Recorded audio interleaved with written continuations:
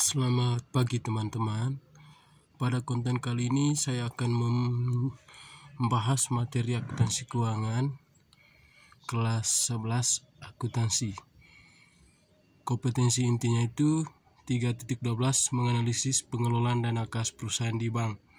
Lalu kompetensi dasarnya 4.12 melakukan pengelolaan dana kas perusahaan di bank.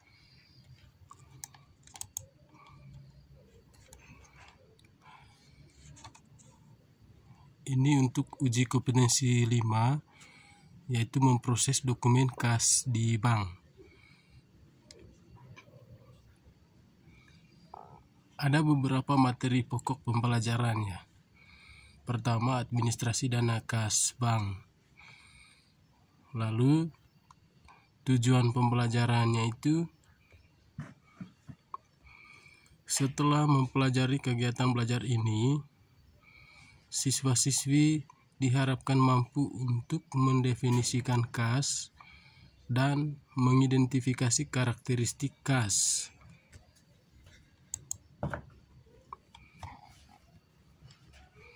Kita mulai dari pokok materi pertama tadi, administrasi dana kas bank. Di pokok materi pertama ini ada beberapa yang harus dipelajari, yaitu pertama, pengertian kas.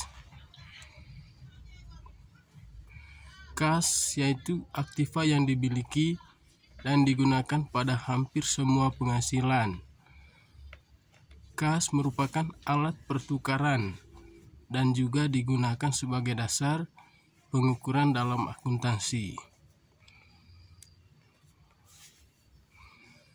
Mungkin saya tambah sedikit berkaitan dengan pengertian kas ini.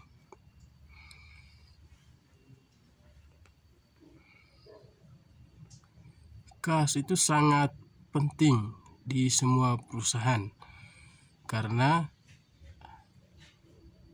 kas itu sebagai sumber penghasilan di semua perusahaan.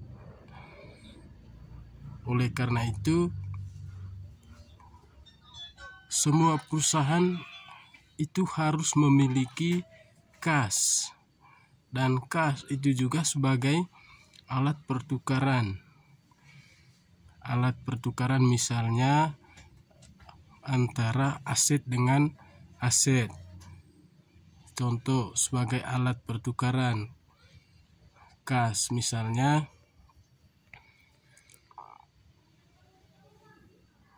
perusahaan akan membelikan perlengkapan kantor.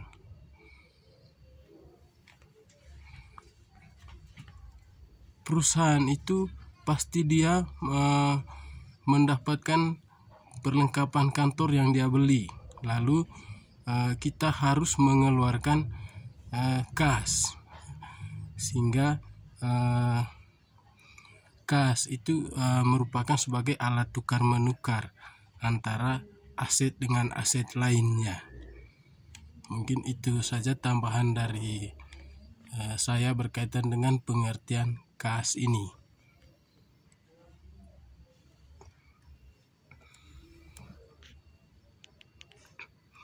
Lalu lanjut, ada beberapa motif utama perusahaan memegang uang kas, antara lain yang pertama itu motif transaksi atau transaction balance.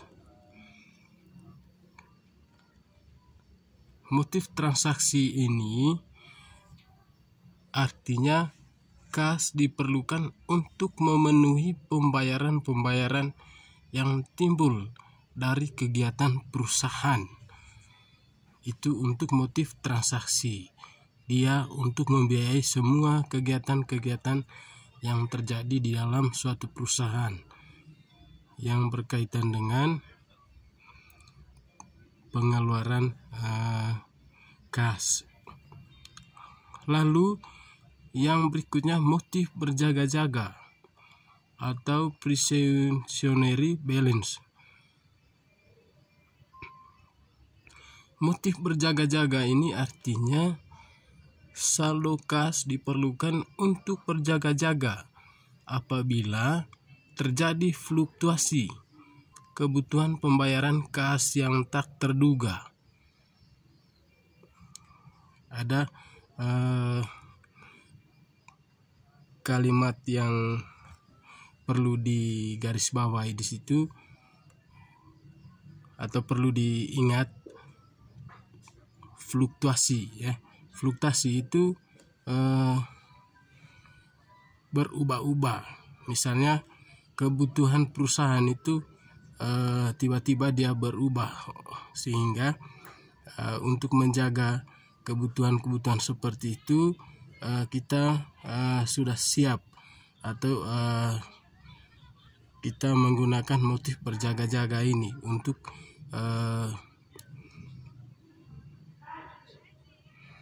untuk memenuhi apabila ada kebutuhan-kebutuhan yang tiba-tiba terjadi seperti itu. Lalu yang berikutnya motif kompensasi. Motif kompensasi yaitu artinya saldo kas harus ditahan untuk mengkompensasi jasa atau pinjaman yang diberikan oleh perusahaan. Dan yang berikutnya itu motif spekulasi. Motif spekulasi ini artinya saldo kas diperlukan untuk memanfaatkan kesempatan melakukan transaksi spekulasi agar mendapat keuangan jika ada peluang jangka pendek. Itu ada beberapa motif utama perusahaan memegang uang kas tadi. Lalu selanjutnya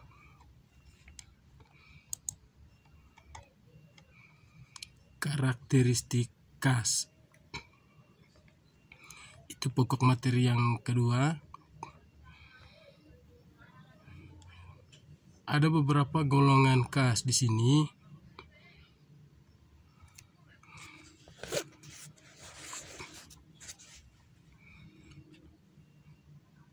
Yang pertama, uang tunai.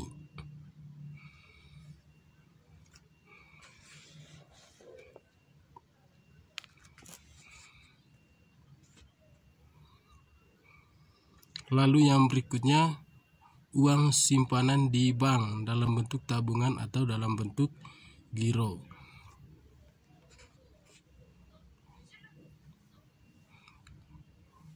Uang simpanan di bank dalam bentuk tabungan atau dalam bentuk giro itu misalnya kita mempunyai simpanan di bank, yaitu dalam bentuk tabungan atau giro. Tabungan giro itu pengambilannya dapat dilakukan berkali-kali atau sesuai dengan kebutuhan perusahaan, atau setiap dalam satu hari itu bisa lebih dari satu kali transaksi, baik penyetoran maupun penarikan. Itu ya, yang kedua itu termasuk dalam golongan kas. Lalu yang berikutnya, cek yang diterima dari pihak lain.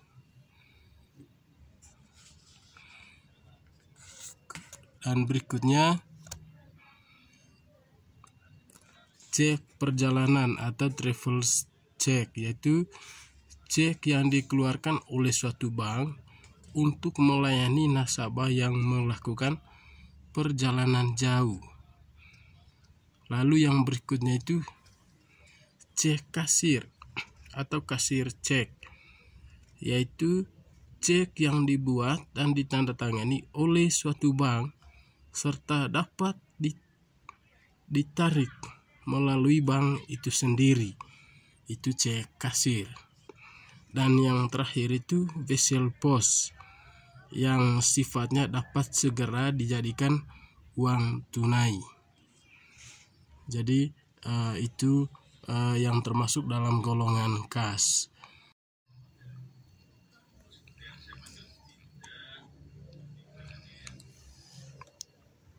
Selanjutnya kita masuk ke dalam yang tidak termasuk dalam golongan kas. Ada beberapa poin itu. Yang pertama, deposito berjangka atau time deposit. Deposito berjangka yaitu simpanan di bank yang pengambilannya sesuai dengan jangka waktu. Jadi tidak dapat diambil sewaktu-waktu, atau kita tidak bisa ambil sesuai dengan keinginan perusahaan atau sesuai dengan inginan kita. Misalnya kita mau butuh uang di pagi harinya, boleh kita ambil. Lalu di siang harinya juga kita butuh uang, ambil lagi. Itu tidak bisa. Ini deposito berjangka itu ada waktu tertentu sesuai dengan kesepakatan antara kreditur dengan debitur atau pihak bank dengan nasabahnya. Misalnya jangka waktunya itu ditentukan oleh pihak bank. Itu tergantung dari bank. Misalnya ada yang jatuh temponya 3 bulan, atau misalnya 6 bulan, atau sampai 12 bulan. Itu tergantung dari pihak bank, atau tergantung dari bank itu sendiri melalui kesepakatan antara pemberi pihak bank dengan nasabahnya. Seperti itu. Lalu yang kedua, surat berharga atau saham dan obligasi yang diterbitkan oleh perusahaan lain. Dan yang berikutnya, wesel tagih. Wesel tagih yaitu perintah tertulis tak bersyarat dan penarik kepada pihak tertarik untuk membayar sejumlah uang tertentu. Itu untuk wesel tagih. Lalu yang berikutnya, cek mundur atau post day check, yaitu cek yang penggunaannya sesuai dengan jatuh tempo. Itu cek mundur ini. Cek yang penggunaannya sesuai dengan jatuh temponya. Lalu yang berikutnya, perangko pos. Perangko pos yang diperlukan sebagai persediaan perlengkapan atau supplies kantor misalnya, atau toko, atau beban dibayar di muka. Dan yang terakhir yaitu dana kas untuk tujuan khusus, seperti dana yang disisihkan untuk pembayaran utang obligasi. Itu yang tidak termasuk dalam golongan kas. Baik, terima kasih. Sekian penjelasan dari saya. Sekali lagi terima kasih, semoga bermanfaat.